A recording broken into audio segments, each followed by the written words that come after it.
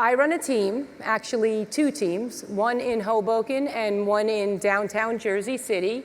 We are 20 people, 6 of us are support staff, and half of my agents are newbies and they are learning. So last year, we did 2.85 million in GCI, which equates to 309 transactions.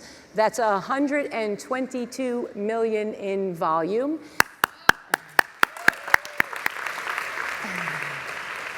And 28% of our business originated off of internet leads. So this year to date, we are currently at 1.873 million in GCI. That's 224 transactions. It is, hold on, 108 million in volume, and 33% of our business came from internet leads. So every 100 leads that I get, we are converting 5.38. And what's amazing about that is the fact that I'm standing up here in front of you guys and that I know my numbers, because that was not always the case. So I carry this little cheat sheet in my pocket right here, and I always carry it for moments like this because Tom always likes to put me on the spot. He's a little bit tricky. And I can never answer, which leads me to my topic, which is online lead gen, and it's all about knowing your numbers. If you don't know your numbers, you don't have a budget. And if you don't have a budget, you can't calculate your ROI. I didn't used to know what ROI meant, return on investment, and you gotta track and measure everything, or you might as well not get into the lead gen business. So, my 3 key tactics. First is speed to lead. So I have a woman who answers all of my leads in 90 seconds. Actually, it's a man now because I fired the woman. And he sits there, he has 3 screens. And we do things a little bit differently. We run our group like with opportunity time, floor time, and you sit in the hot seat. And if he gets a live lead, he hands it over to you. You know what you're talking about, and you land the appointment.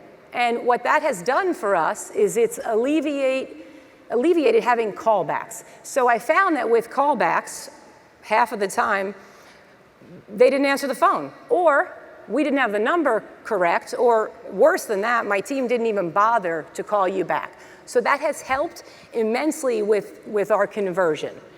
And this speed to lead thing, these people, they are not your past clients. They are not warm and fuzzy. They do not know you. They're on the internet. They have a question. They're looking for an answer. And they are going to go with the first person who answers them. So you want to be that person.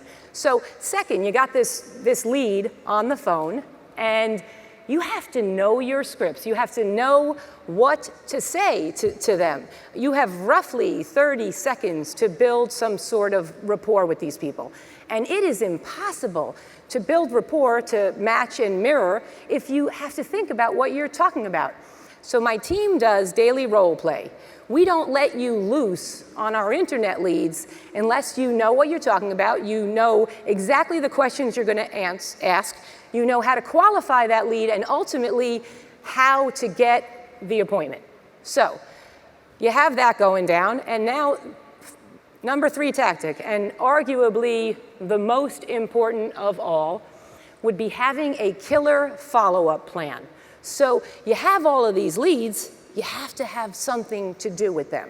So we have a preset campaign. It sends you texts, it sends you emails, it's sending you listings. It's giving my agents alerts so that they know when to follow up with you.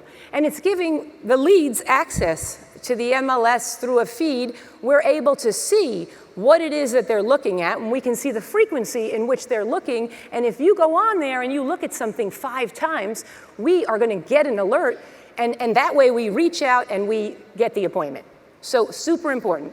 Now you have speed to lead, you know your script, you have a killer follow-up plan. Oh, and let me just mention, with the killer follow-up plan, you do not need to reinvent the wheel, right? Because there are at least a half a dozen people sitting up here, super smart people. operators, not artists like me, people that have written these plans and they've thought them out and they have kindly uploaded them into our Facebook coaching groups. They've shared them. You go on there and you steal one. I know, I did. So you have the speed to lead, you know your scripts, and you have a killer follow-up plan. It's time to look at your online profile. We are a review-based society, and when I'm going to go to a new restaurant, the first thing that I do is I hop on Yelp, I look up the restaurant. If a lot of people are saying a bunch of negative shit about that restaurant, I'm not eating there. Remember, buyers and sellers, they're doing that with you. They are going to go on, there's a lot of choice, and you want them to choose you. If you go and you look at my profile, I have 130 plus reviews. You're never going to see my pictures sideways.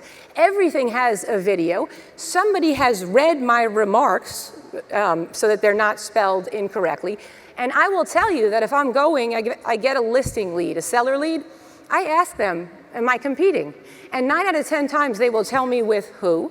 I look up that person's profile, and if their profile is not crushing it the way that mine is, I am printing it out, I bring it with me on the appointment, and who do you think is getting the listing? It's me, right? So, finally, I'm supposed to share with you guys a secret, and then I can run away. So, my secret would be, and I'm gonna go a little old school here, right? You have all of these internet leads. So you have a whole bunch of people to call, right? And it's been drilled into us. You gotta have your hour of power, you gotta do your 5-5-4, you have to prospect. I am personally supposed to have 17 conversations a day in order to make my numbers, right?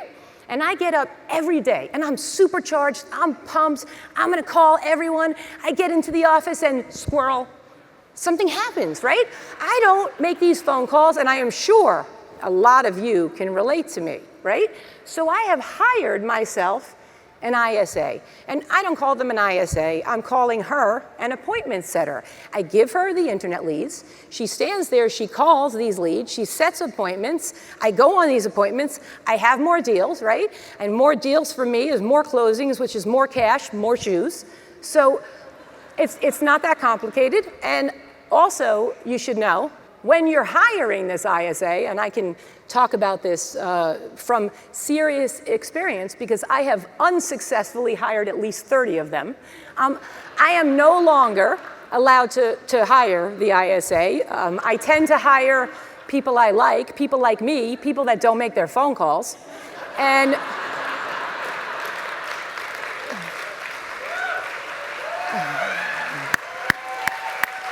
so my executive team now hires. They give everybody who joins our team a personality test. It's like a DISC profile. And they know exactly what it is to look for, in order to hire somebody that's actually going to make these phone calls. And then also, before you hire, you want to have some sort of set compensation plan in place. And we're trying to keep our overhead low. So in my group, we have the lowest possible base salary. We bonus out based on appointment set, and then we bonus out again based off of closed production. So that's all I have for you guys today on online leads. And I think that what I want to really say to you, besides the fact that thank you, and I'm happy to share if anyone wants to talk about online leads, but for those of you guys out here, right, probably more towards the back, that are newer, that are new to coaching, that are on the fence, I remember being you, and I was a hard sell. But I should be the Tom Ferry poster child. I was a New York City nightclub bartender. People liked me, so I sold some houses. And with this help of this coaching, right, and with all of the people here in my mastermind, I am running this mega team, right? I'm doing shitloads of deals and I'm making a whole bunch of money, and you guys, it's not that difficult. Take the plunge, dive right into it, and thank you.